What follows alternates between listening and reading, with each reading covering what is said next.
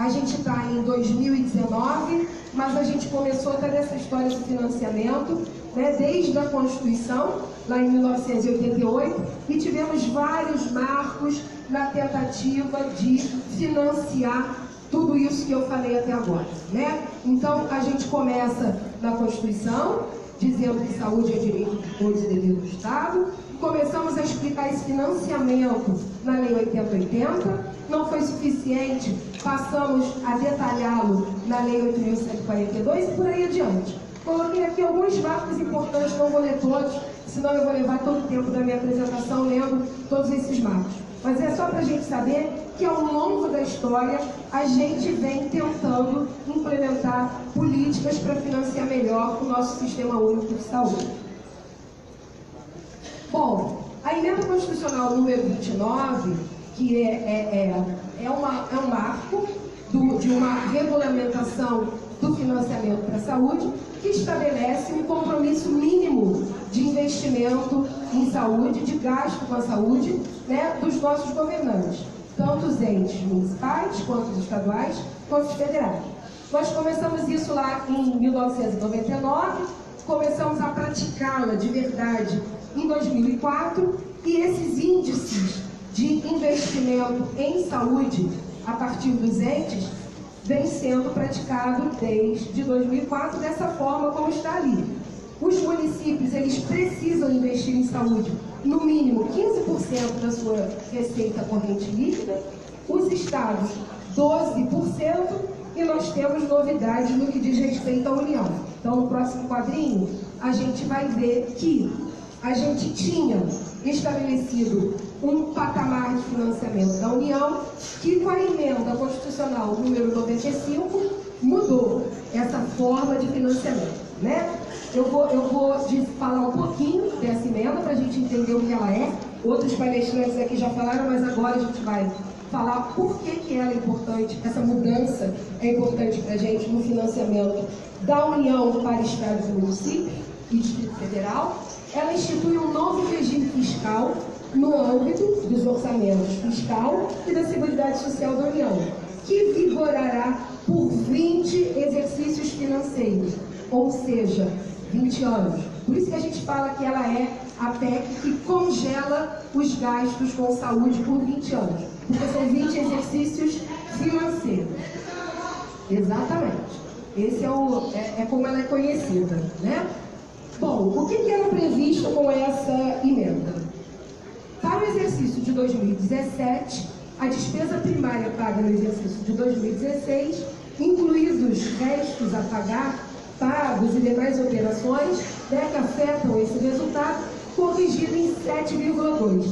Isso fazia com que o ente da União investisse cerca de 15% da sua arrecadação com saúde.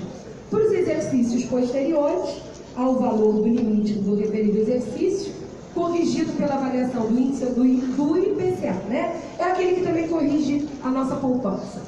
Publicado pelo IBGE, ele vai corrigir a partir daí esse valor de 2017. E a gente sabe que essa correção ela é pequenininha e congelada por 20 anos. Será que se nós congelarmos por 20 anos esse investimento, apenas corrigindo esse valor pelo IPCA, nós vamos conseguir abarcar todas as mudanças epidemiológicas, todas as necessidades da nossa população, inclusive o crescimento da nossa população ao longo de 20 anos? Essa é a grande questão da Emenda Constitucional número 95. Vamos conseguir, por 20 anos, com praticamente o mesmo valor, financiar a saúde pública? É disso que se trata a Emenda Constitucional número 95. Lembrando que ela não é só para a saúde. Ela faz isso com a educação também e com outras pastas, tá? Ela não é específica para a saúde, mas ela nos afeta profundamente. E aí a gente fica assim, ó, fazendo um resumo. Os municípios, pela Emenda Constitucional 29, transferem 15% da sua arrecadação de impostos para a saúde. Isso é o mínimo, tá? Podemos investir mais, né? Não podemos investir menos que os estados 12%. De 2000 a 2015, o valor da União era o valor empenhado no ano anterior, mais a variação do produto interno bruto. A partir de 2015, a gente vê que quanto foi investido da União nos estados e municípios em saúde. 2016 foi 13,2, 2017 13,7, 2019 a proposta é 14,5, chegaremos em 2020 a 15%, quer dizer, uma variação muito pequena nesse período. Em 2017, nós tivemos ali, depois da emenda constitucional 95, um investimento de 15%, ainda não temos os valores futuros, porque ela vai ser calculada a partir do valor de 2017, que foi revido pelo TCE. Tá? Bom, com relação à lei de responsabilidade fiscal, outra coisa que afeta o financiamento, e a gente precisa entender que o gestor tem que cumprir a lei de responsabilidade fiscal. Né? É uma lei de âmbito nacional, ela vale para a União, para o Estado e para o município, para todos os gestores. Né? Ela foi publicada no ano de 2000 e executada em 2001. Ela é praticamente um código de conduta do administrador público, ou seja, todos os seus deveres, tudo que você deve cumprir. Né? E, na verdade, ela trata de um equilíbrio orçamentário. A receita prevista deve ser proporcional à despesa fixada. Então, eu calculo uma despesa e tenho que apresentar a receita para pagar aquela despesa. Eu não deveria gastar mais do que eu planejei, assim como eu não deveria ficar com dinheiro em caixa sem conseguir executar. Tá? Vamos lá.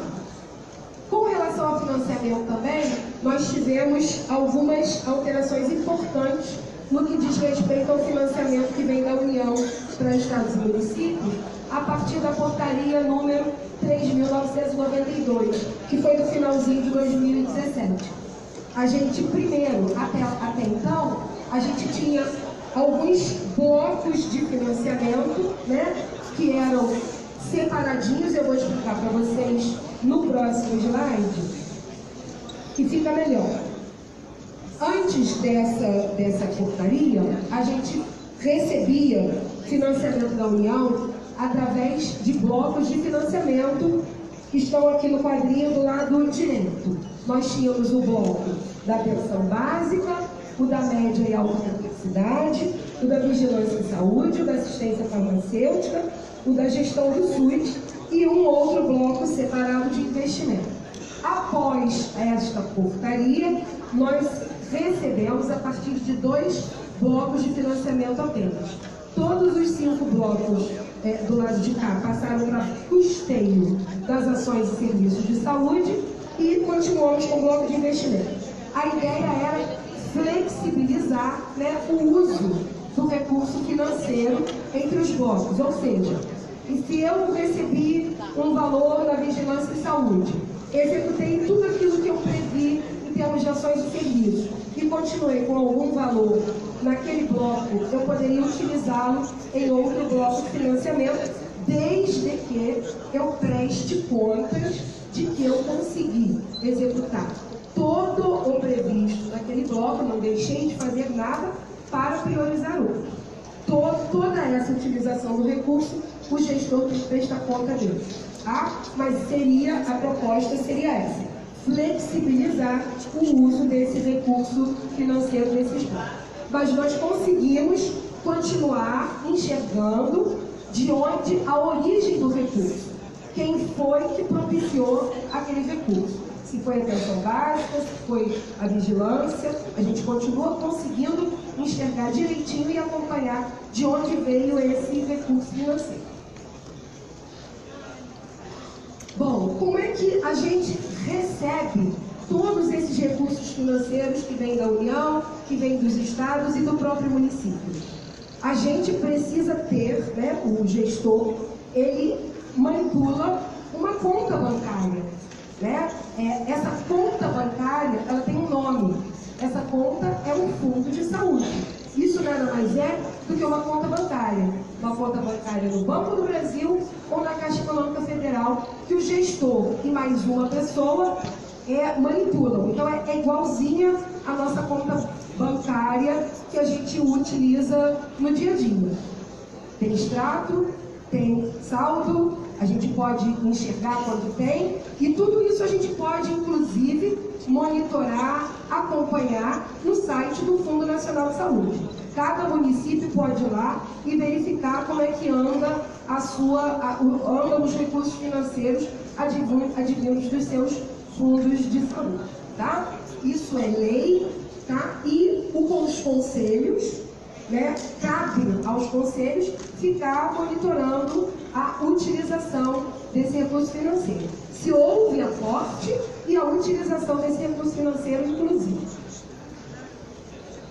Outras formas que a gente tem de transferência de recursos é quando o gestor executa convênios ou remuneração por serviços produzidos. Isso também está previsto na lei e são outras formas de repasse do recurso financeiro. Ou a gente repassa para o conveniado, ou a gente repassa para o prestador que nos forneceu o serviço. Bom, isso aqui é para a gente refletir agora um pouquinho, né? É importante que a gente saiba que lá nos princípios do SUS, aquele que fala da descentralização, ele fala de descentralização político-administrativa. E aí a gente tem que colocar uma interrogação. A gente descentralizou praticamente todas as ações, serviços e responsabilidade para os municípios. Praticamente para os municípios. Um município como o Rio de Janeiro, que é o meu, sim, ele praticamente cuida de todas as ações e serviços da sua cidade. Nós descentralizamos também todos os recursos financeiros. O município que abarca o município que é o responsável por todas essas ações e serviços, ele também recebe todo o recurso financeiro para isso. Eu posso dizer que aqui na cidade do Rio de Janeiro, praticamente 70% do orçamento da saúde, ele vem dos cofres do ente municipal. Será que isso é suficiente? Será que os recursos advindos dos outros entes, eles foram descentralizados na mesma proporção? Uma perguntinha aí para a gente fazer à tarde na hora que a gente estiver discutindo. Aqui o quadrinho mostra exatamente isso. Quanto a União, ao longo dos anos, veio gastando com saúde e quanto que ficou a cargo, responsabilidade do aumento do gasto com a saúde dos estados e municípios. E vocês podem ver que a desproporção é bastante grande, né?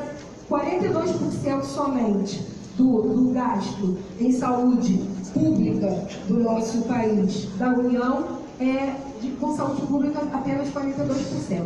Enquanto nos municípios, ao longo do tempo, eles vêm investindo cada vez mais. O da União vem cada vez mais decrescendo esse gasto com saúde pública, enquanto estados e municípios são os grandes responsáveis por essa manutenção. Outra coisa que é importante é que quando a gente vê que o serviço público não está dando conta daquilo que a gente necessita, a gente está procurando outras soluções, a população. E aí ela está correndo para o serviço privado. Então, um serviço que era único, público e universal, que deveria ter um sistema privado apenas complementando aquilo que nós não conseguimos oferecer dentro do serviço público, passa a ser concorrente do serviço público. E aí a pergunta que se vem em seguida é: precisamos de serviços de qualidade, né, que tenham credibilidade da população, de toda a população, para que a gente possa cada vez mais utilizar o serviço público. Porque só a partir da utilização universal do serviço público é que nós vamos fortalecer. Mas, todo o rio corre para o mar. É igual a população quando ela tem uma necessidade. Se ela vê uma necessidade, ela não consegue ser atendida no serviço público, ela vai correr, ela vai, se ela puder, ela vai procurar outra solução, que é o serviço privado. 26% da população, né, dispõe de pelo menos um plano de saúde. A gente está falando de 49 milhões de pessoas no Brasil que procuram, que têm um serviço privado de saúde pago. Se não oferecemos um SUS de qualidade, nós vamos continuar aumentando o número de pessoas que continuam tentando escapar desse sistema, vão dar um jeitinho, vão compartilhar o pagamento na família, mas vão querer. Por quê? Porque não estão conseguindo toda aquela resolubilidade, que é o outro princípio do SUS, dentro do próprio Sistema Único de Saúde. Mas a gente pode dizer que nós temos serviços de qualidade e que toda a população confia. E se nós temos vacinas, transplantes, medicamentos para AIDS, que são inclusive exemplos do mundo, isso significa que nós podemos.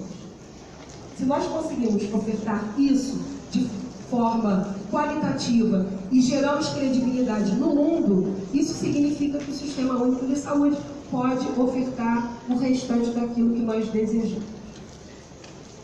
Isso aí é mais um repeteco do que eu falei para vocês, para mostrar ali como é que a contribuição do orçamento federal dos estados e municípios, a gente vê ali que a União, embora seja o traço contínuo, ela vem numa linha quase que reta, ela não aumentou o seu investimento, o seu gasto com saúde, ao mesmo tempo que descentralizou as ações e serviços, enquanto os estados e municípios vêm lá galopando num crescente de gasto com a saúde da sua população. Bom, vamos lá, para finalizar. O que nós precisamos refletir? Sobre ações efetivas de promoção de saúde e prevenção de doenças, acesso à informação e acesso a serviços de saúde de qualidade. Por que eu falei lá em cima de promoção de saúde? Porque se eu tenho uma população que envelhece, eu preciso que ela envelheça de uma forma saudável. Para ela envelhecer de uma forma saudável, a gente precisa promover saúde, prevenir doenças e não tratar doenças, né? A gente precisa, então, investir na atenção primária, para que nós possamos tratar da promoção e da prevenção da saúde. Precisamos fazer com que as pessoas acreditem que somos capazes, então precisamos oferecer serviços de qualidade. Precisamos refletir sobre o aumento do gasto em saúde, principalmente dos municípios, e essa diminuição proporcional de orçamento da União.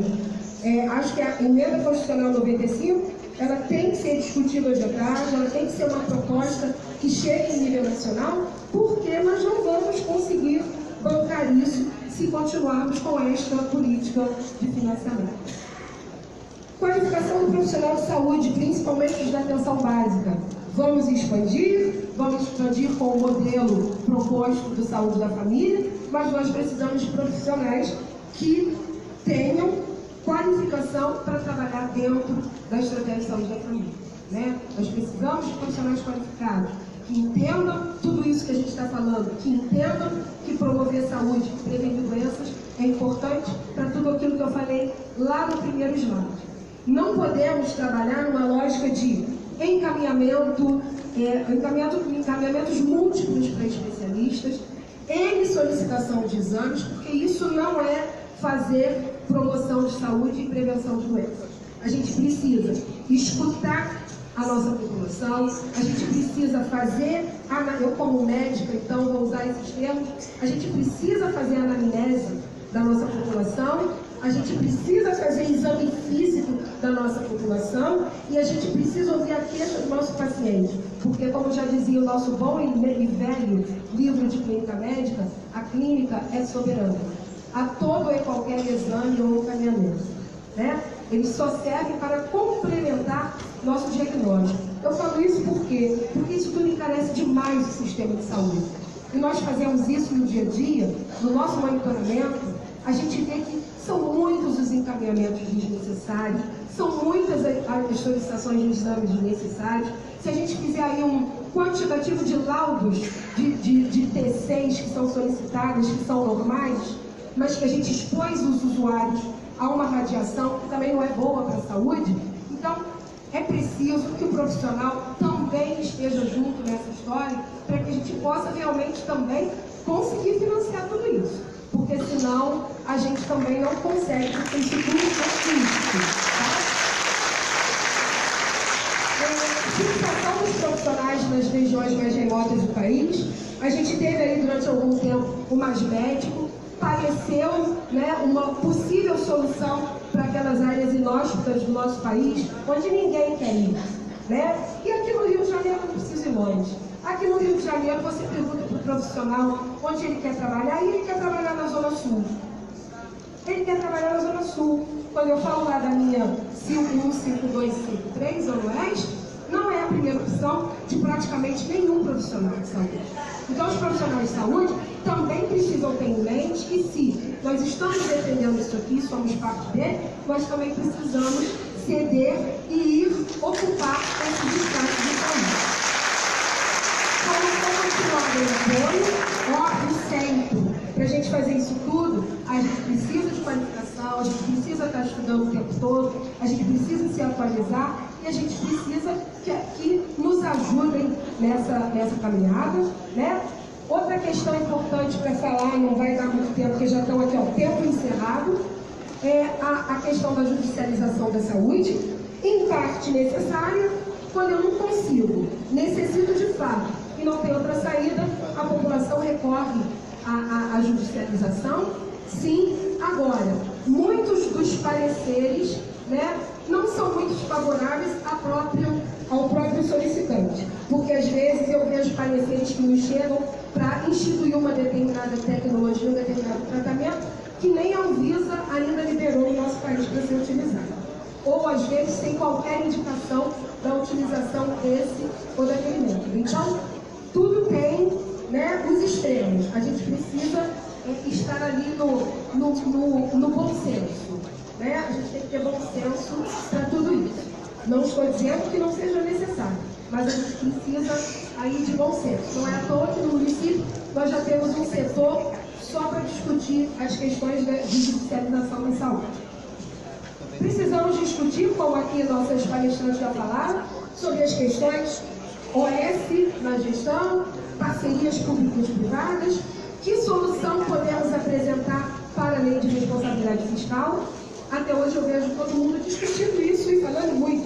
A lei de responsabilidade fiscal, ela realmente não permite que o gestor contrate mais, tirando aí a Casa Legislativa, 56% do orçamento, né, tem que ser dedicado ao recurso humano. Senão ele está infringindo a lei. Ok, então como é que nós resolvemos essa questão para o gestor? A gente tem que mudar a lei de responsabilidade fiscal, temos que mudar os termos, porque se eu faço concurso público para que todo o nosso funcionalismo seja um concursado público, eu infrinjo a lei de responsabilidade fiscal. Estou falando aqui no caso do município do Rio de Janeiro. Então, qual é a minha alternativa? Que alternativa? É para a gente discutir. Eu não tenho resposta para ela. A gente precisa discutir, né? Bom, e aí, esse é o último de verdade. Instabilidade histórica das fontes, as fontes de arrecadação do recurso. Se o país está bem economicamente, arrecadamos muito, aqueles 15%, 12% se transformam em muito. Arrecadamos menos, aqueles 15%, aqueles 12% se transformam em menos. Então, todas as fontes de recurso financeiro da saúde, elas têm a ver com o momento econômico do país, do Estado, do município. Diversas e complexas origens das fontes. Se eu for perguntar aqui para todo mundo, o que forma, né, a receita de um município, de um Estado, da União, é complexo e é diverso. Corresponsabilidade das esferas políticas, nós precisamos que, ainda que nós consideremos que é pouco, nesse momento, se é o que nós temos para trabalhar, então que todos os entes cumpram aquilo que está escrito lá na Emenda Constitucional 29 e na Emenda Constitucional 95. Pelo menos que cumpram nesse momento, no hoje, que nos repassem aqueles recursos que está previsto por lei. E isso é que nos dará a última pergunta. Que financiamento suficiente é esse, né? E se ele por si só, ele resolve? Porque, né, na minha opinião, a gente, além do financiamento suficiente, a gente precisa de uma gestão adequada desses recursos que a gente obtém. Não basta a gente pedir recurso financeiro, eu quero mais, eu quero mais, eu quero mais, se eu não sei gerir este recurso financeiro. Bom, aí eu deixei a bibliografia, eu vou deixar a apresentação, quem quiser ler, tem bastante coisa para a gente ler, para a gente poder refletir, para a gente poder discutir. Obrigada.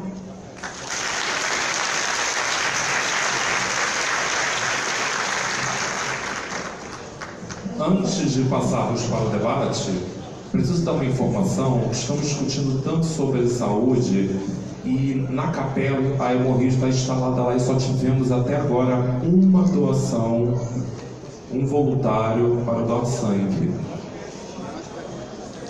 Não, sim, mas durante todo esse período, aos poucos que possamos colaborar, né? Então, nesse momento, eu passo a palavra à senhora Mônica Almeida para coordenar os debates. Bom, muito obrigada a todos os palestrantes. Os elementos foram fundamentais para que possam instrumentalizar os debates na parte da tarde.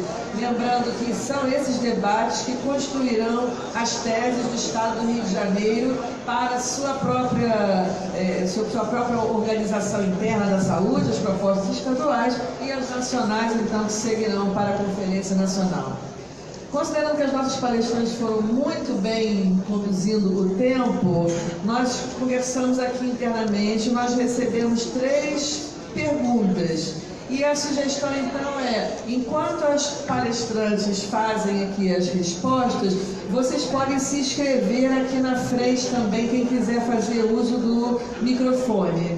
Nós podemos, então, ficar aqui até, estamos estimando aí mais uma meia hora de debate, tá bom? Embora tenha chegado aqui um monte de perguntas, mas a gente tem espaço aí para mais 2 ou 3 manifestações da plateia que possam falar no microfone. Então, primeiro eu vou aqui, aí tá, acho que já está bom aí o pessoal que está aí, e a gente vai procurar responder na medida do possível. Então, o nosso prazo aqui deve ser algo em torno de 12h20, 12h30 por aí, tá bom? Então, Maria do Socorro.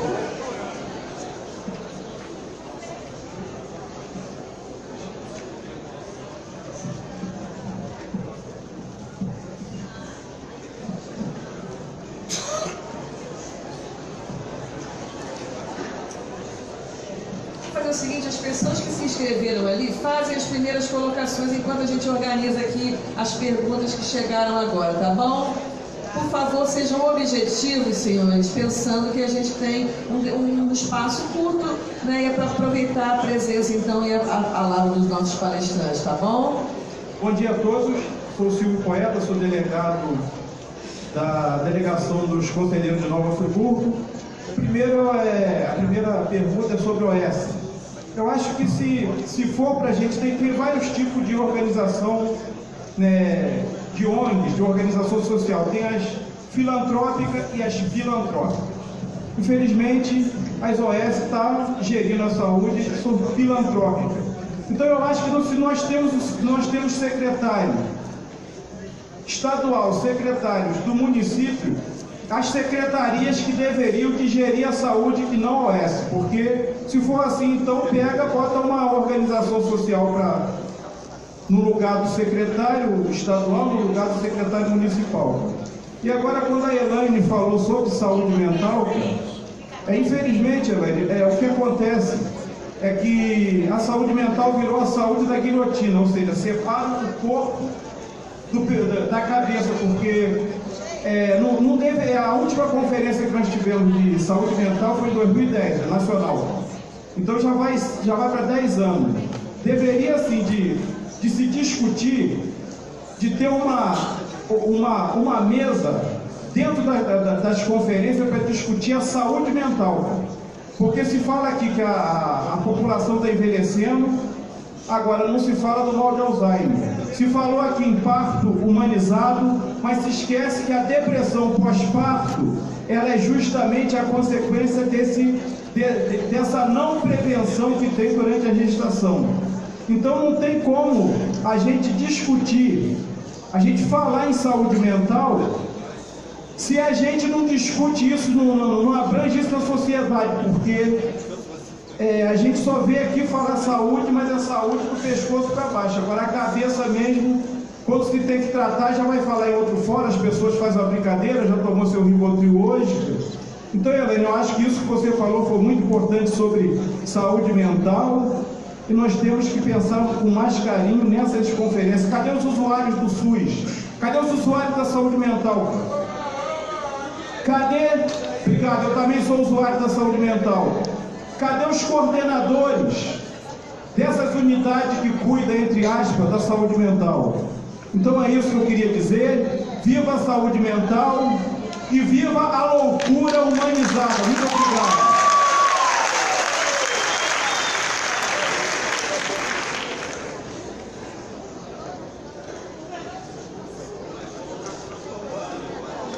Pode dar prosseguimento. Bom dia, ainda bom dia para todos e todas. Eu sou Paulo Ribeiro, sou trabalhador da Fundação Oswaldo Cruz. Quero primeiro agradecer a mesa, as ótimas falas, foi muito importante, contribuíram bastante. Eu queria trazer, na verdade, uma fala para comentário. Vou falar um pouco sobre o financiamento deles. Tem alguns incômodos quando a gente conversa sobre financiamento, porque o financiamento, fiz um debate, inclusive, uma vez, inclusive com a Prefeitura do Rio de Janeiro anterior, ainda na época o secretário era o Daniel Florente, porque ele também reclamava e dizia que a lei de responsabilidade fiscal impedia ele de fazer a estratégia de saúde da família de outra forma, porque não dava possibilidade deles fazerem os concursos, porque tinha uma limitação da lei de responsabilidade fiscal. Se não fosse assim, faria de outra forma. Isso que eu acho muito curioso, isso dito desta forma, quando estes governos, os governantes, seus partidos, todos votaram essas leis no Congresso Federal, todos apoiaram a criação dessas leis e desses instrumentos. Desvinculação de receitas da União, que retira os recursos da Seguridade Social, que não vão para a saúde, foram votadas no Congresso Nacional por essas bases parlamentares.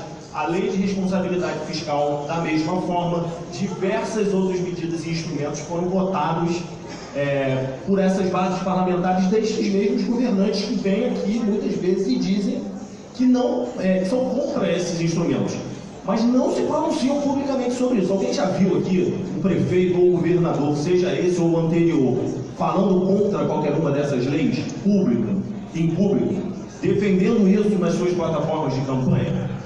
Não defendem, porque na verdade o interesse que eles estão defendendo é o interesse de um Estado que não é neutro.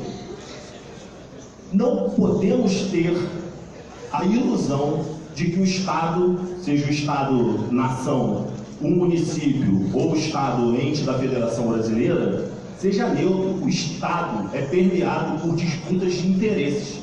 E os interesses que defendem a privatização dos recursos públicos, que impedem que os recursos fiquem no setor público, esses interesses não são os nossos interesses. Não são os interesses dos trabalhadores e não são os interesses do usuário do Sistema Único de Saúde. É por isso que essas pessoas, em alguns espaços têm um discurso e em outros espaços têm outro discurso. Está na hora da gente cobrar que esse discurso seja um discurso único e que as pessoas façam aquilo que vem aqui dizer. Às vezes, eu não estou falando da Deise, não é uma questão em relação à Deise especificamente, eu estou falando em relação ao discurso que é feito por esses governantes. Nós, enquanto trabalhadores do sistema, usuários do sistema, precisamos cobrar posições claras e efetivas contra esses instrumentos que estão aí colocados e que nos impedem de construir o SUS que nós queremos e acreditamos. Não fazem porque defendem um interesse que não é o nosso. Precisamos construir outras formas de palestra. Me desculpe, mas eu quero ser respeitado aqui na minha fala e eu tenho direito de falar. Eu vou concluir a minha fala nesse momento. Agora, eu preciso que a gente tenha as falas respeitadas.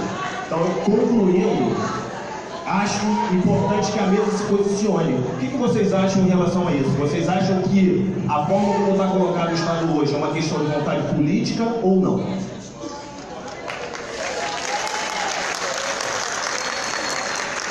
por gentileza, sejam breves seus comentários e perguntas para darmos a oportunidade a todos. Dá licença, vou pedir por gentileza. A gente sabe que o assunto realmente ele é muito empolgante, a gente tem diversos questionamentos e que as pessoas utilizem um limite de tempo de 2 minutos para a gente poder contemplar o máximo de tempo.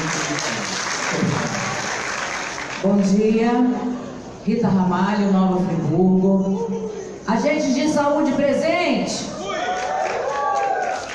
Bom, eu fiquei muito incomodada com a tripla carga de doenças. Então, por isso que eu vim aqui na frente falar.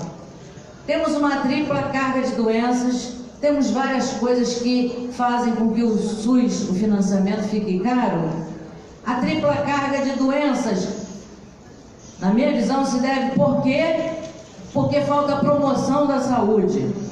E hoje a promoção da saúde não está sendo valorizada, porque ela é feita com os agentes de saúde e não é repassado para que esses profissionais possam realmente exercer a sua profissão, indo nas casas, fazendo tanto os ACS quanto os ACR, para fazer a promoção dessa saúde, para que essas pessoas, os usuários da comunidade, né, que eles trabalham, possam ir nas unidades, não quando sentem uma dor de cabeça, não quando realmente a doença chega, mas que eles possam ir nas unidades de saúde da família para prevenir as doenças, para que os hospitais não fiquem cheios. Então, a minha pergunta é, esse financiamento, essa verba que é repassada pelo governo federal, porque é 95% do governo federal, né, da União, onde ela é implementada nesses termos dos agentes de saúde? Então, como é que eles vão fazer a promoção da saúde, se hoje tem que ficar enfurnado dentro das unidades de saúde? Estão sendo obrigados praticamente a fazer isso. A minha pergunta é, onde se coloca esse financiamento, esse dinheiro que chega para os municípios? Estou falando da realidade do meu, mas com certeza tem muitos. Obrigada.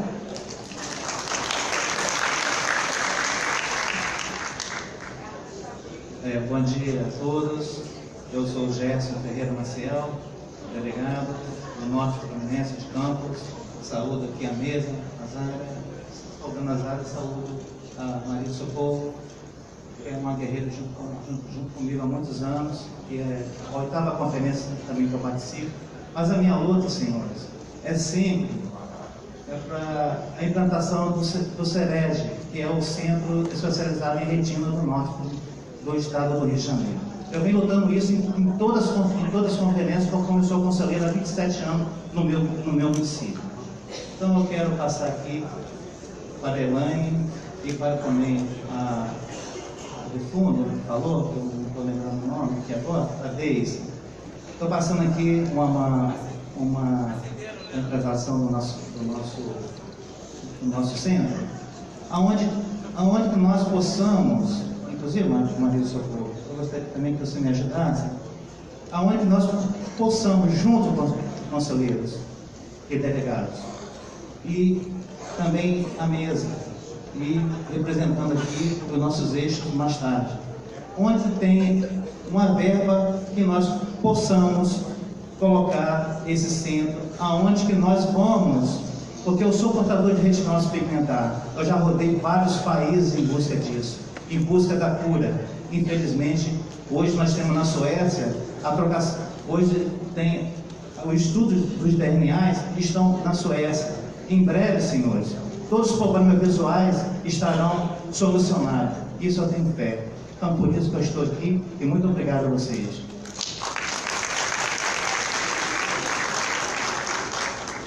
Bom dia a todos, meu nome é João Paulo, sou conselheiro do município de Campos dos Goytacazes, estou na delegação lá da região norte.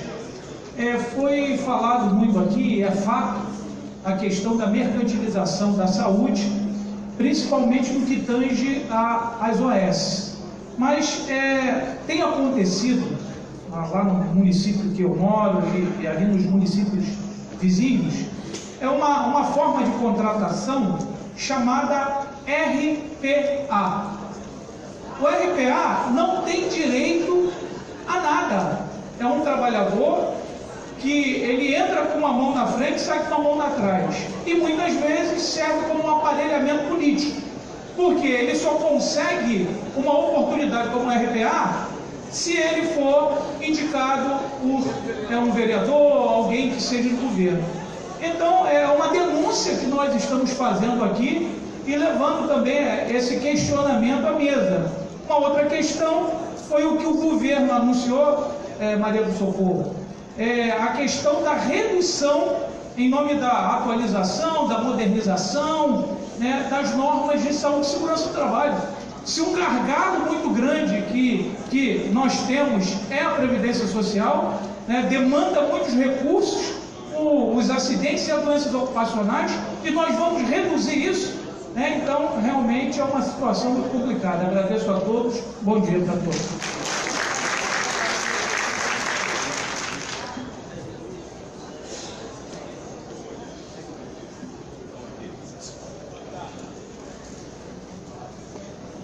Olha aí, meus vermelhos.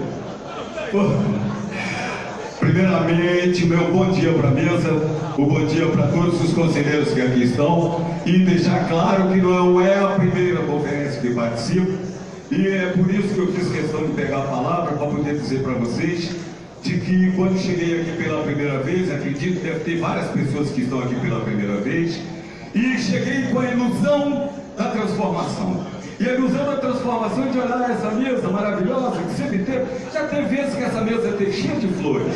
Tantas flores que parecia até um enterro.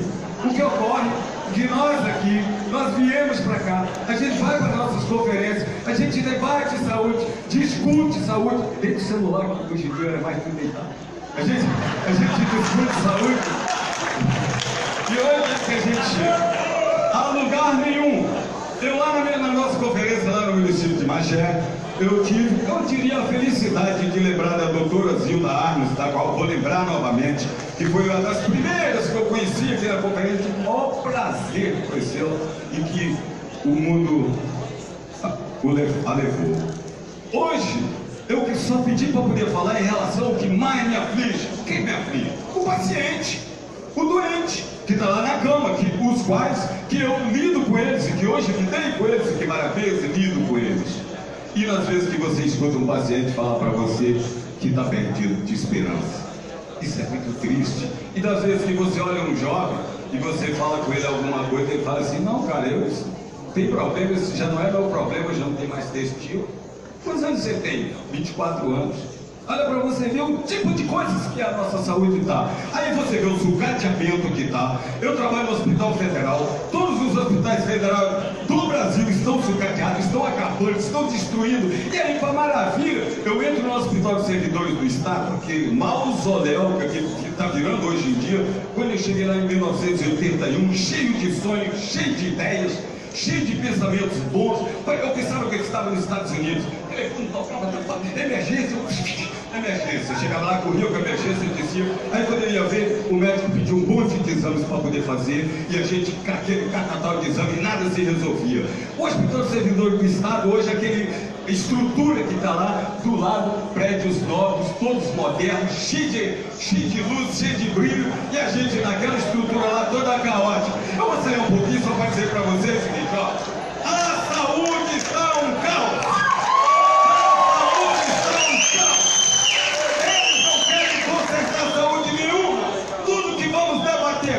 Vai para Brasília, um deputado inteligente, um senador inteligente, pega e traça como se fosse projeto deles, e nós, conselhos estadual, conselho federal, todos nós, eu pergunto, cadê o controle de tudo que nós já passamos pelas conferências para vocês poderem chegar para nós e falar assim, então só quero dizer o seguinte, esse trabalho desta conferência de hoje, ele tem que ser implementado. Quem vai para Brasília, nós temos companheiros que vão para Brasília, é para implementar o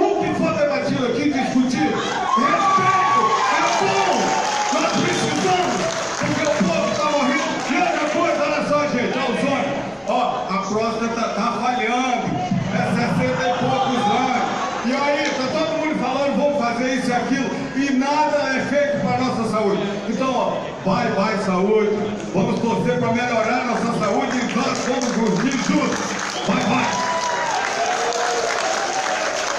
Muito obrigado. Vou pedir mais uma vez a compreensão de todos para que as falas sejam realmente muito breves, pois a gente tem muitos questionamentos para encaminhados à mesa que precisam ser respondidos, pois contemplam a maioria dos municípios e questão nacional de uma forma geral. Muito obrigado. Nós vamos fazer o seguinte, então, nós vamos fazer uma rodada de falas da mesa, depois a gente vai voltar para as pessoas que estão aguardando ali, ok? Pode começar com o doutor? Pode começar? Então aqui tem uma pergunta da Elaine, né? Quando o governo propaga a violência como um valor orientador, como uma conduta de uma sociedade, como é que a gente pode então reverter esse quadro? E junto com isso, tem também aqui uma outra pergunta da Marilene de Magé, falando sobre a legitimidade da participação social, já que a gente não consegue dialogar tanto de uma forma mais horizontal com outros setores da sociedade. Eu vou juntar duas coisas aqui. Realmente hoje a gente está numa guerra híbrida, né? Tem alguns teóricos que vêm conversando, vêm escrevendo sobre guerra híbrida, muito no sentido de tentar fazer com que o que eles entendem sendo inimigo tentar enfraquecer o inimigo sem de fato fazer uma, digamos assim, uma luta mais direta, uma luta mais violenta. Eu acho que você tem um governo hoje, né, que violenta a população, violenta os eleitores, violenta os cidadãos, para ampliar mais ainda o poder de barganha de mercado, do capital, né? É de fato aí você pensar uma guerra. Eu estou tentando fazer dois raciocínios, talvez seja mais complicado por causa do tempo. Mas eu queria colocar o seguinte: acho que o governo que violenta direitos, corrói democracia, né, expropria grande parte da população dos direitos sociais, eu acho que essa é a grande guerra ideológica que a gente está passando agora nesse momento. Né? Toda a política econômica sendo alterada a favor mais ainda, né, do capital. Toda uma reforma aí em torno da Previdência, da assistência social, do orçamento público para a saúde, com todos esses mecanismos de vinculações. É óbvio que é isso, né, que interessa muito mais pensar um outro superávit primário, pensar uma desconstrução de um conceito amplo de cidadania, de direitos sociais, e pensar aí exatamente quebrando um pouco a mola propulsora, que é a participação direta da sociedade, de incidir, de influenciar, de também participar do poder de decisão. Então, acho que tem uma guerra híbrida nesse sentido, que acontece tanto por essas mudanças de mecanismos, colocando isso como sendo... bom, está passando lá no Congresso Nacional, medida provisória, decreto, né? Toda uma série de mecanismos que fica só dentro do poder legislativo e executivo sendo discutido, sem a participação da sociedade.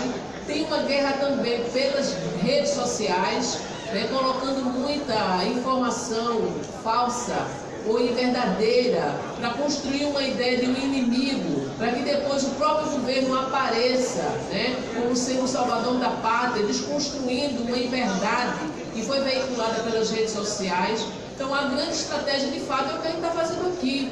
Né? A conferência ela não é só legítima a partir dos encaminhamentos do que se delibera aqui de uma forma mais imediata. Ela é legítima a partir do momento de fazer o que o Paulo fez aqui, de politizar, de refletir, de entender qual é a grande disputa, reafirmar o projeto de sociedade que ela trouxe aqui.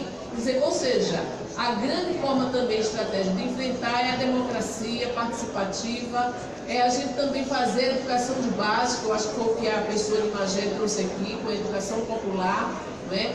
Voltar-se para esse sentido de pertencimento, de identidade, de pertencimento mesmo ao sentido mais soberano, mais amplo de democracia.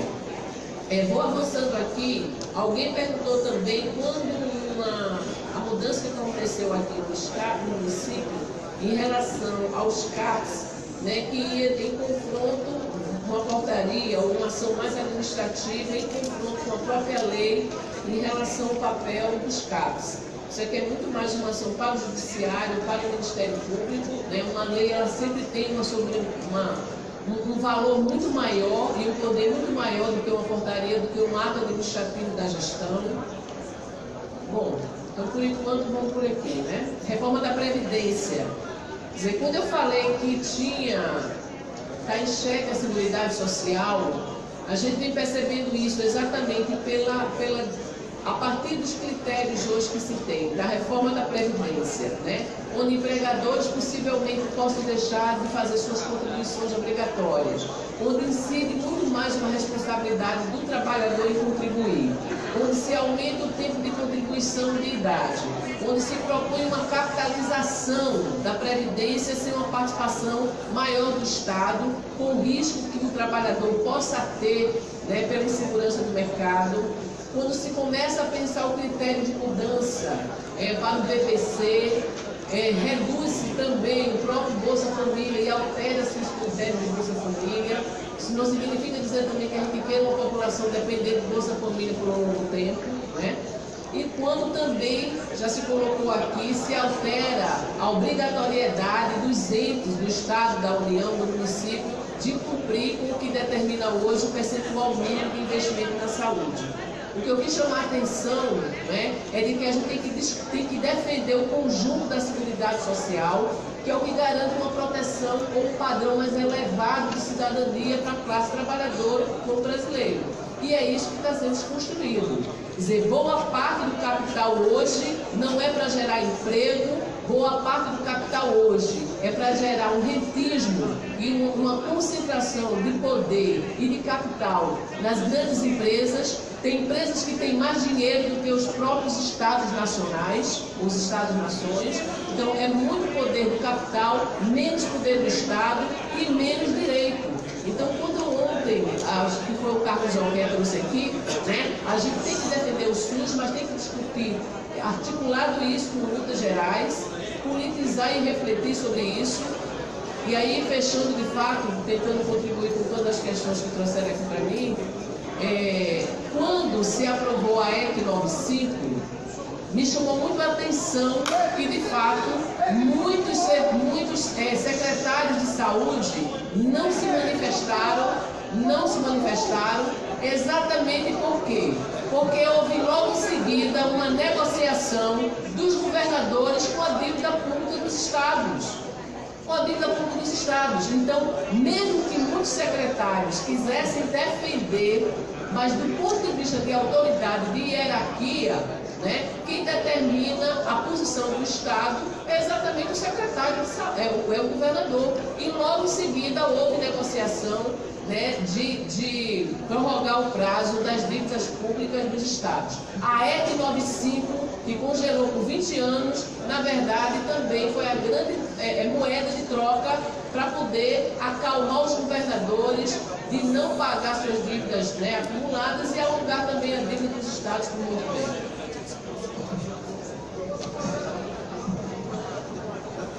Eu quero começar saudando todos que enviaram questões para cá, que falaram aí do microfone, tanto aqueles que colocaram perguntas, aqueles que colocaram reflexões, como Paulo, aqueles que cumpriram os 2 minutos, ou aqueles que fizeram atos de desobediência popular, né, e falaram por mais tempo, porque eu acho que vocês trouxeram para essa mesa um elemento fundamental da reforma sanitária que, pelo que eu me lembre, não estava presente nas nossas falas e que era muito falado pelo Haroldo e por outros lutadores daquela época, que é o conceito de consciência sanitária, que é a politização das demandas, das lutas, das proposições a partir daqueles sujeitos que vivenciam suas próprias condições de vida, de saúde, de trabalho, o acesso ou a falta dele, né, que estão construindo cotidianamente. Esses sujeitos são vocês,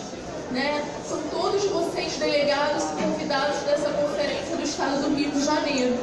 O que a gente traz aqui são algumas reflexões, né? As respostas que está sendo colocado vocês já estão construindo nas etapas dos municípios e estão dando continuidade aqui nos grupos de trabalho que a gente vai ter no período da tarde, né? Para contribuir um pouco com essas reflexões, né, tendo nítido que vocês são os sujeitos principais delas, né, eu vou começar falando pelo questionamento do Paulo, que ele perguntava, né, se as legislações aprovadas, a Lei de Responsabilidade Fiscal, a Emenda Constitucional 95 e outras, se elas são fruto de vontade política, se ir contra isso é apenas vontade política, né? E eu acho que não se trata de vontade, se trata de projetos políticos, projetos de Estado e de sociedade, né? Então, cada secretário, cada parlamentar tem o seu projeto de sociedade que é vinculado ao seu partido político e às suas alianças político-partidárias. E esses são determinantes das suas votações no Legislativo e das suas medidas quando ocupam cargos no Executivo. Então, da importância da gente não se deixar levar pelos discursos e pressionar atentamente nas audiências públicas, nas sessões de votação, nas sessões plenárias, e acompanhem e lutem pelo que a gente defende na saúde, pressionando os deputados. E que, da mesma forma, a gente tenha toda a sociedade nos pressionando enquanto conselheiros de saúde, né? Algumas pessoas colocaram, né, algumas questões importantes. A Marilene Formiga de Magé colocou que não cabe ao conselheiro lutar sozinho. A Esther Fabiana falou dos limites da participação social, do risco de cooptação, né? E isso se resolve na luta social, se resolve com a pressão da sociedade participando das reuniões dos conselhos, né? Resolve com o repasse das informações e a discussão das decisões que a gente toma enquanto conselheiro com a entidade e com o segmento que a gente representa. Que os conselheiros não devem se autorrepresentar. A gente tem um compromisso político com as nossas bases. Eu acho que passa por experiências de capacitação que contribuem, mas passa pelo trabalho de base cotidiano. O conselheiro não deve restringir a sua atuação aos muros e às paredes dos plenários dos conselhos. O nosso trabalho, como bem disse a Maria do Socorro, não é só aprovar recomendações ou resoluções, há uma luta muito maior, né, para levar esse debate para a população e para levar essa pressão, né? E um exemplo muito importante dessa pressão tem sido no Conselho Nacional de Saúde a luta dos indígenas, por exemplo, que não deu tempo de eu mencionar na minha fala, que tem lotado o plenário do Conselho Nacional de Saúde para colocar em pauta a sua defesa de que a política indígena não seja municipalizada, de que seja respeitado o acúmulo histórico dos indígenas e a sua condição de sujeitos. A luta contra a extinção da CESAI, uma luta até o momento muito exitosa, em que os indígenas ocuparam prédios públicos, fecharam estradas, ocuparam o plenário do Conselho Nacional de Saúde e tem aí mantido no organograma do Ministério da Saúde a Secretaria de Saúde Indígena, e a luta pela realização da Conferência de Saúde Indígena até outubro desse ano, que a gente precisa lembrar e fortalecer. Então, ao falar da luta dos indígenas, eu quero saudar o cacique da aldeia Sapucai, de Angra, aqui presente, e saudar os conselheiros nacionais de saúde, Carmen Pancararu, Isotrucai, e vários outros indígenas que nos dão exemplos de mobilização que a gente precisa retomar. Falando em mobilização, eu acho que é preciso a gente falar em totalidade e em unidade. É preciso a gente falar de transformar as demandas específicas de cada um de nós, a demanda pela saúde indígena, pela saúde mental, por acessibilidade, pelos direitos das mulheres, negros e negras, deficientes. Transformar isso numa luta coletiva, como sempre foi feito.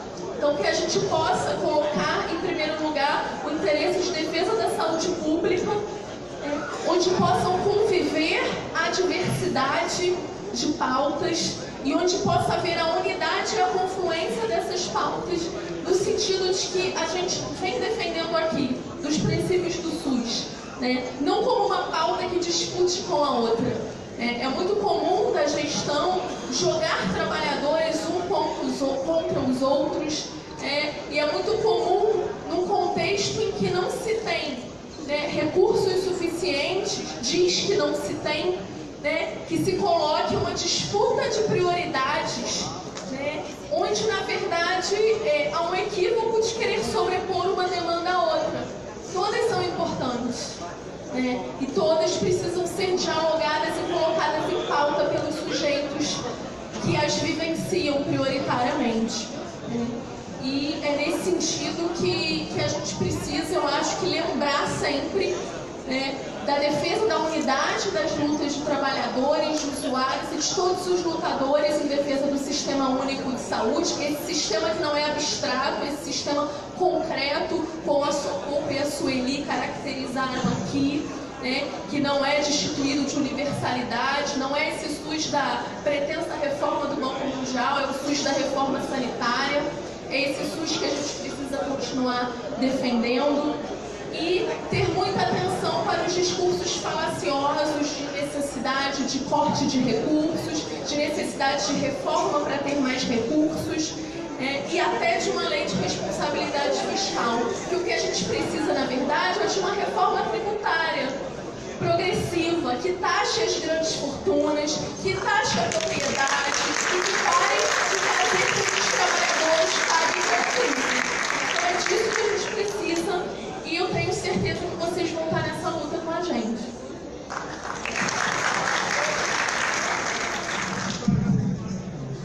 Eu vou tentar. As perguntas que chegaram para mim são quase todas falando de OS, o porquê do sucateamento dos hospitais e que resulta na questão de OS. Então, eu vou tentar falar um pouco, que esqueci o termo, ela já falou, mas assim, como na minha apresentação eu falei, existe um modelo, né, na lógica neoliberal, o Estado tem que ser mínimo e para isso acontecer, existe todo um planejamento de nos convencer que o setor privado ele é mais eficiente. Isso a gente vê, né? Nós sofremos isso massivamente, né? Nos programas de televisão, nas críticas. O SUS que dá certo, ele não tem visibilidade, ele é invisível, mas na hora que está faltando um profissional naquele posto, logo tem uma TV para fazer a reportagem para todo mundo falar assim, a saúde não dá certo. E esse discurso faz com que a gente vá se convencendo, a população vá se convencendo que é melhor passar os recursos públicos de saúde para o setor privado. Nós mesmos vamos respaldando isso. Por isso que é fundamental o papel do conselheiro, quando a Elaine fala de voltar para as bases, em realmente desconstruir essa lógica, porque a população fica acreditando que é melhor. Então, essa ineficiência que a gente vê, ela é orquestrada, ela é construída para isso, para que a gente faça a opção por OS, e em casos de mais precarização do trabalhador, em LPA, em pejotização, em CNPJ, isso é que nós temos visto.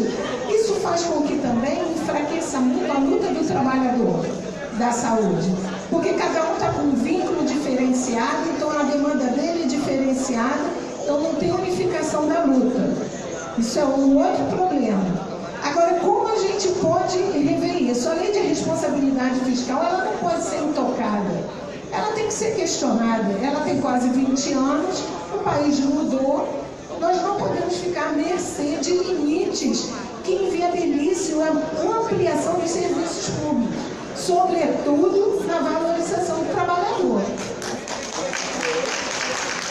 Então, hoje é fundamental que a gente questione isso. E nós temos que questionar isso, levando para a Conferência Nacional, não sei se flexibilizando o teto para saúde e educação, que são garantias constitucionais, ou realmente revendo essa lei. Porque enquanto nós tivermos, além de responsabilidade fiscal em vigência, todo gestor vai dizer que não pode ampliar serviço porque está no teto. Todo gestor vai dizer que não pode dar o plano de cargos e salários porque já está no teto. Então nós vamos continuar nesse ciclo perverso que não nos ajuda à ampliação da questão do SUS, do fortalecimento do SUS. É fundamental, então, que nós, conselheiros, que vão para Brasília, levem essa demanda, mas que também retornem às bases e trabalhem essa desconstrução. Porque hoje, qualquer brasileiro, o mais simples possível, ele sonha em ter recursos para pagar um planinho de saúde. Ele quer sair do SUS. Isso é muito ruim. Mas isso foi massificado. Então nós temos hoje que desconstruir isso. Sabendo que muitas das vezes esses planinhos que são oferecidos não são planos de saúde, é uma enganação. Porque na hora que ele precisa de um cuidado integral, ele não tem. Ele não tem. Ele só tem aquela consultinha e um exame básico. Então é fundamental que nós também voltamos para as nossas bases para desconstruir isso. E sobre a questão do agrotóxico, que eu acho que a Rita que fez a pergunta, mas escrever aqui também sobre agrotóxico, eu acho que assim, nós sabemos que está sendo liberada uma quantidade absurda de agrotóxico. O atual governo não tem tido critérios para isso. Acho que isso envolve a questão da saúde do trabalhador, que tem que ser fortalecida. E a Anvisa também, porque para estar liberando, eles devem estar sendo super pressionados, os técnicos da Anvisa. E nós sabemos que o atual governo acabou com o Conselho de Segurança Alimentar. Então nós temos hoje que retomar essa luta do Conselho de Segurança Alimentar, discutir isso e discutir muito mais a questão de saúde do trabalhador, porque eu acho que é uma instância de discussão que carece de fortalecimento. Os municípios não têm isso estruturado, as discussões são muito precárias nesse âmbito, então eu acho que também levar essa pauta da questão de saúde do trabalhador até Brasil.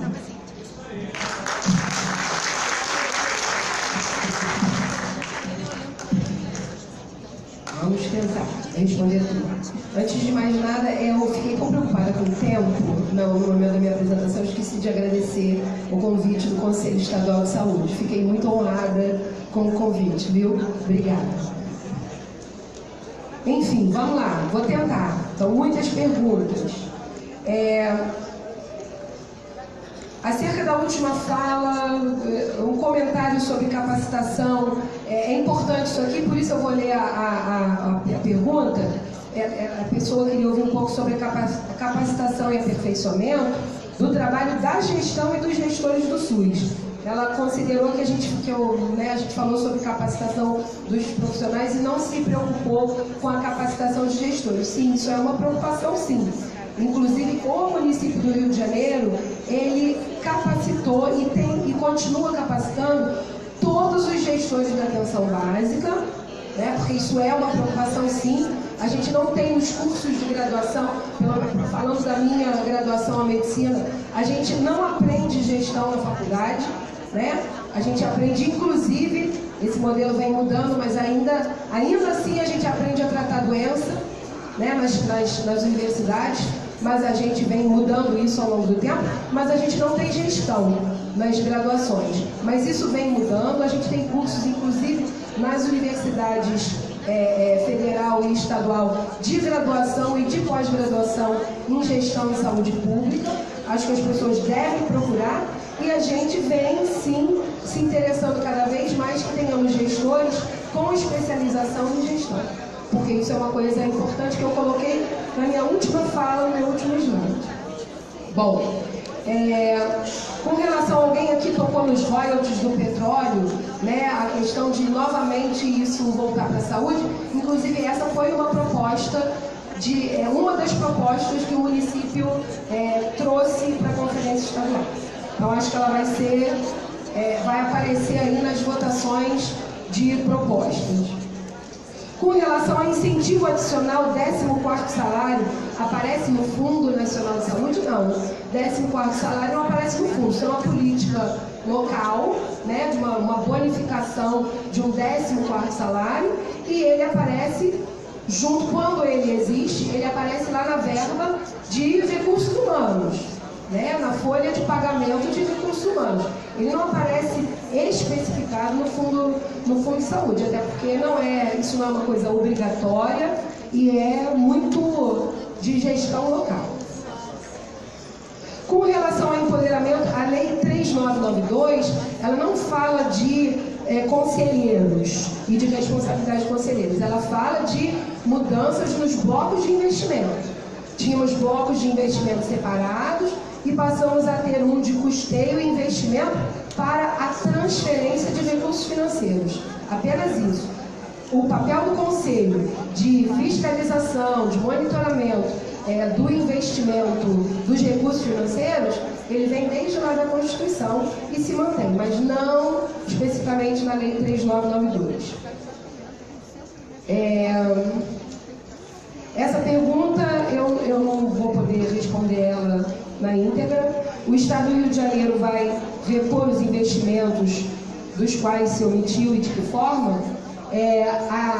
O que ouvimos é que a nova gestão vem tentando reorganizar, né, o investimento que realmente ficou sem acontecer, principalmente nos 2 últimos anos. Então, o que temos como resposta é que sim. Inclusive, acho que na mesa de ontem isso foi falado. Mas essa resposta... vamos lá. Essa pergunta, eu acho que a pessoa quis dizer isso, mas não ficou muito claro para mim. Mas se uma pessoa é atendida, que tem um plano de saúde, é atendida no serviço público, haveria ressarcimento aos cofres públicos? Acho que a pergunta dessa pessoa foi essa. Essa lei, inclusive, já existe. A gente só precisa fazer com que ela aconteça de verdade. Esse ressarcimento ao cofre do Sistema Único de Saúde precisa acontecer. A lei existe. Com relação a pagar salários a conselheiros através do Fundo de Saúde, vamos lá. Todo o orçamento dos conselhos de saúde, ele está, obrigatoriamente por lei, ele tem que constar no PPA, no Plano Plurianual de cada ente, lá na União, no Estado e nos municípios. E aí sim, existe lá um programa de trabalho com recurso financeiro para os conselhos de saúde. Não é exatamente um salário, não é um salário, né? É uma verba para os conselhos de saúde se manterem. Com relação à dispensação do SAMU, também, infelizmente, vou ficar devendo, porque o SAMU é uma competência, no município do Rio de Janeiro, ele é uma competência estadual, e aí há uma pergunta aqui sobre o que está acontecendo com a dispensação das ambulâncias do SAMU. Eu, infelizmente, não posso dar essa resposta. Acho que foi... faltava aqui, alguém queria que comentasse um pouco mais sobre os 2 blocos de financiamento. É isso, gente. Transformamos todos aqueles blocos, atenção básica, média e alta complexidade, vigilância e saúde, em um bloco de custeio. Mas a gente continua vendo toda a origem do recurso de onde vem, tá bom? Bom, gente, finaliza. Já acabou? Acabou mesmo. Existe uma questão que veio para mim, que não como uma pergunta, mas um protesto. Eu posso ler, mas não é uma pergunta. Temos agentes de saúde que estão na ativa desde 1999 e daqui a pouco serão dispensados como lixos pela SMS do Rio. Aí tem nome de OS, Gnoses, IABAS, SPDM e outras. Os agentes comunitários são criação do SUS exclusivamente para a saúde da família. É um protesto, não é uma pergunta, então está lido o protesto. Obrigado, professora Deise. Vamos continuar respeitando as perguntas das pessoas que estão aguardando ansiosamente. Que sejam breves, por favor, no máximo 2 minutos, reforço o pedido. Muito obrigado. Boa tarde, meu nome é Paula, sou conselheira de saúde do município de Queimados, que fica na Baixada Fluminense, Metropol 1. Eu gostaria de primeiro encaminhar a pergunta à mesa dizendo o seguinte: como esta mesa pode colaborar para que de fato esta conferência possa apontar proposta no tocante a financiamento com devida revisão da tabela SUS defasada há quase 3 décadas? Como prosseguir regionalizando o SUS, se estamos de fato tendo a falta de alinhamento dos municípios em região e de fato a responsabilidade de financiamento do Estado? Exemplo, a falta de repasses da Secretaria de Estado para o Centro Especializado de Hipertensão e Diabetes em Queimados, apesar de ser da Metropol, e a falta de responsabilidade na regulação de vagas, ocasionando mortes. Obrigada.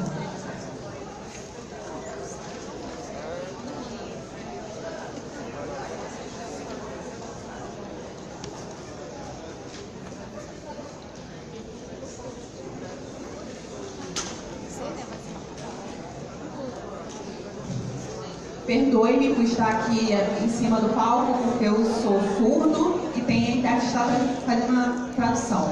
Meu nome é Uric, eu sou conselheiro do Estado do Rio, da pessoa com deficiência, e eu gostaria de falar sobre essa questão política, dos direitos humanos, essa área de acessibilidade para a questão do surdo, da pessoa surda na área da saúde. Bom, eu tentarei ser breve para algumas pessoas. A questão da acessibilidade na área da saúde não é só no Rio. Vamos falar do Rio de uma forma geral. Vocês sabem a questão da acessibilidade, a questão da comunicação linguística que o surdo utiliza, que é a Libras, que é uma língua nacional aqui, nossa, do nosso país. Tem um grupo na área da saúde que parece que não respeita essa questão da lei, da linguística, dessa questão que é uma lei, que é um direito da pessoa surda. Eu sou também conselheiro da pessoa com deficiência, da FENES, que trata da pessoa surda, e a questão dos hospitais.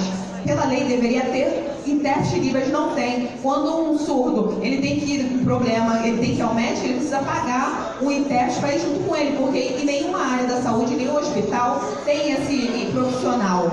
E nem todos podem pagar esse profissional, porque não tem dinheiro, né? E aí a pessoa procura o SUS também, tem uma questão de lei, mas não tem o profissional.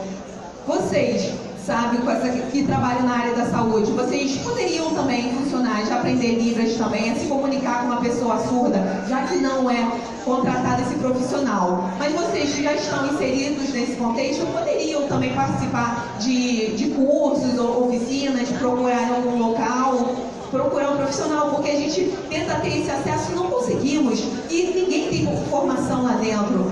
Uma coisa importante também é a mulher surda, doula, tem doulas surdas também, tem uma profissional aqui na plateia.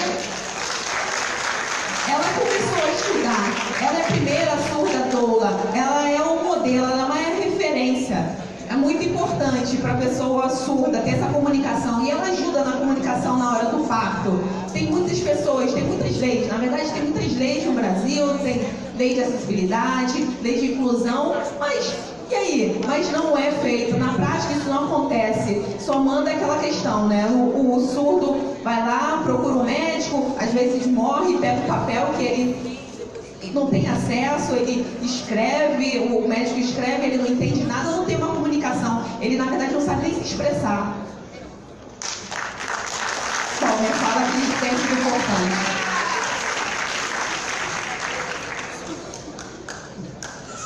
Bom dia, boa tarde. Em nome indígena Nhandecarudo, né? Eu queria falar bem rápido, porque a gente vê aqui que aqui no painel está escrito: o SUS não pode morrer. Claro, a gente trabalha em cima disso, Mas dentro do SUS nós temos subsistema que faz parte da saúde indígena, que tem ligação com o SUS. Só que eu estou falando em defesa do meu povo indígena do Brasil. Estou sozinho aqui, mas estou defendendo a nossa causa em relação à saúde. Então nós não queremos que mora também nosso subsistema. Então, nós temos controle social de saúde indígena, que o ministro quase acabou com o nosso controle de saúde indígena.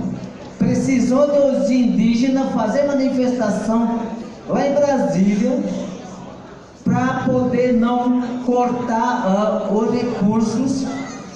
Ficaram 2 meses os funcionários da CESAI sem receber seus salários. Médico, dentista, técnica de enfermagem, enfermeiras, precisou dos indígenas fazer manifestação. Então eu estou falando em defesa do meu povo do Brasil em relação à saúde, e também vou levar essa questão para nacional. Eu tenho que levar essa questão. Tenho certeza que os indígenas, outros indígenas também vai estar presente, mas que eu tenho que fazer parte dessa discussão também. Então era isso que eu queria passar para a plateia aí.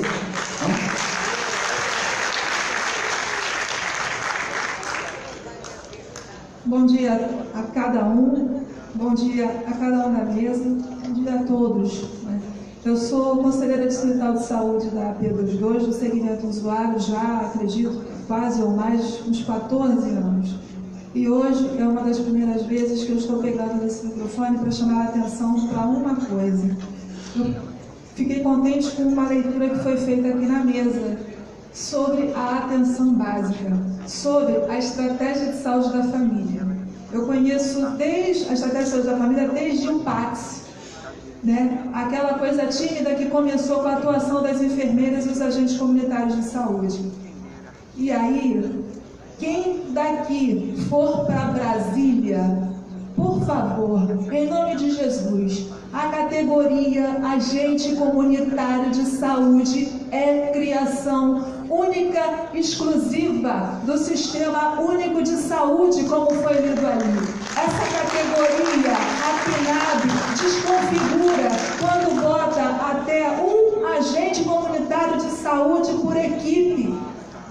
Pelo amor de Deus, ponham a mão na cabeça quem for para Brasília. Estratégia de saúde da família, atenção básica, é a sua porta de entrada para a comunidade, para as pessoas começarem a se atentar à sua saúde. É onde se faz a prevenção, é onde se começa a prevenção, é onde está a saúde do homem, a saúde da mulher, é ali onde você vai determinar a longevidade das pessoas. Afinal, graças a Deus, a humanidade no Rio de Janeiro está começando a ficar velha, está começando lá já a ficar com seus 100 e poucos anos. Isso é bom, isso não é ruim, mas tudo depende da atenção básica, no rever a dieta. Os agentes comunitários de saúde não estão conseguindo fazer a promoção de saúde com suas enfermeiras. Foi falado aqui de médicos com perfil para trabalhar na atenção básica. Nem, desculpa, mas nem todos os médicos têm aquele perfil para trabalhar lá na comunidade carente. Não tem. As enfermeiras de saúde da família precisam ser mais enfermeiras, aquele olhar para a atenção básica. Por favor, são as enfermeiras que têm um leque de opção para trabalhar em atenção básica nas equipes de saúde da família, nas unidades de saúde da família. Por favor, quem vai a Brasília, defenda a atenção básica, defenda a estratégia de saúde da família, defenda os agentes comunitários de saúde. Éramos 6, passou para 4, agora são 3, daqui a pouco são 1. Como é que se faz promoção de saúde? Obrigada.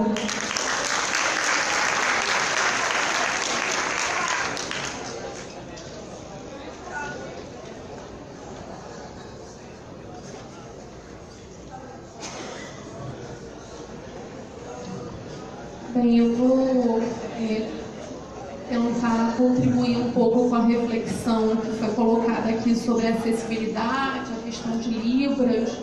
né, e já expandindo para outras deficiências, eu acho que é uma questão a ser aprofundada e fortalecida no Sistema Único de Saúde, não só no Sistema Único de Saúde, mas nas agências do INSS, nos equipamentos da assistência social, na sociedade em geral, né? É preciso que se amplie a perspectiva de garantia dos direitos e de efetivação das legislações que já avançaram nesse sentido, né? Tem uma experiência da unidade que eu trabalho, que é o Instituto de Ortopedia aqui do Rio de Janeiro, em que foi feita uma ação de capacitação, de educação permanente de profissionais, na perspectiva de formar um grupo de profissionais, né, capazes de atender os pacientes em Libras. Né? E pensa-se em outras experiências. Então, hoje, se chega um paciente que necessite desse atendimento, vai ser verificado um profissional que possa atendê-lo. Né? Isso já foi realizado diante de outras necessidades específicas. Por exemplo, a gente já atendeu uma criança indígena de outro estado, por ser uma unidade que é referência em traumatologia e recebe pacientes em tratamento fora de domicílio. Um indígena que não se comunicava em português e foi solicitado o tradutor da FUNAI para contribuir nesse atendimento. Eu acho que tem possibilidades de assessoria no INES, né, no Instituto de Educação de Surdos, grupos de extensão de universidades que possam contribuir para a ampliação desse direito e denunciar os casos de violação e de desrespeito, né, tanto nos conselhos, mas na Procuradoria Federal de Direitos do Cidadão, em espaços que vêm sendo atentos a essas questões. Né? E já finalizar, né, deixando as outras questões para as nossas companheiras e desejando aí bons trabalhos e proposições de defesa do SUS nesse período da tarde, que o que a gente quer agora é ouvir todos vocês. Eu esqueci de comentar que um representante aqui dos cegos de retinose pigmentar, né? Perguntou um pouco que tipo de apoio poderia ter para construir um centro de referência. Estava lembrando aqui das emendas parlamentares, né? E uma parte dela, o percentual, se eu não estiver enganado, é 50%, um investimento obrigatório na saúde e é também uma decisão do plano parlamentar. Ontem nós tivemos aqui 2 parlamentares com compromisso, né, histórico com a saúde pública e principalmente aqui no Rio de Janeiro. Então, no momento em que há uma redução maior dos recursos, de uma forma mais de repasse fundo a fundo, né, da União dos Estados e municípios, inclusive aqui no Rio de Janeiro teve até essa alteração do secretário de dizer que conseguiu repassar para os municípios, mas tem também essa questão da própria sociedade se conhecer melhor as emendas parlamentares. Pelo menos a nível de deputado federal é uma média de 15 milhões por parlamentar e uma parte desse valor é obrigatório que ele aplique 50% na saúde e tenha o orçamento no ano, né? Então é uma possibilidade, por exemplo, né, de que organizações possam apresentar um parlamentar um pleito, faz um projeto e ele consegue sim indicar para construir, por exemplo, um centro que possa fazer esse tipo de ação. Em relação ao indígena, eu vou pegar mais de uma forma mais geral, dizer o seguinte, né, o Mais Médicos ele fez diferença, principalmente para as populações com histórico maior de exclusão, com dificuldade maior, né, de acesso.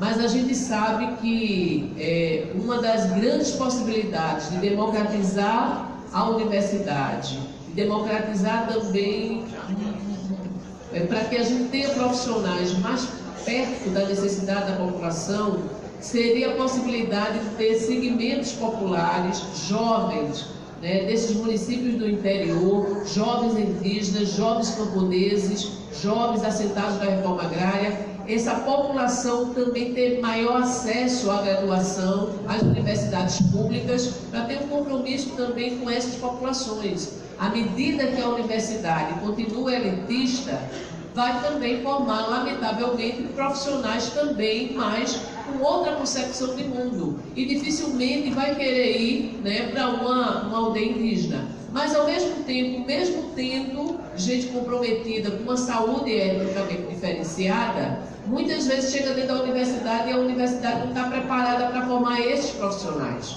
Eu estive em aldeias durante o período que eu trabalhei como presidente do conselho, e eu vi que, do ponto de vista da técnica, a enfermeira ou a técnica de enfermagem conseguia produzir muito mais do que o agente de saúde indígena, que também foi formado na mesma técnica que ela. Mas é óbvio que ele certamente tem um conflito, né, de identidade. Quer dizer, aplicar antibiótico, aplicar vacina, ou aplicar, né, um tipo de curativo. Ou seja, mesmo com a cota das universidades para os indígenas, se não mudar a formação, vai ter conflito de novo, mesmo sendo profissional indígena, mas formado numa universidade e tem uma outra concepção de saúde, né?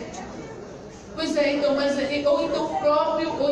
mas na universidade também não consegue trazer esse saber e essas práticas, né? A saúde coletiva tenta valorizar mais, mas eu acho que além das práticas integrativas, você tem razão, qual é também a concepção de saúde que os povos indígenas estão também defendendo.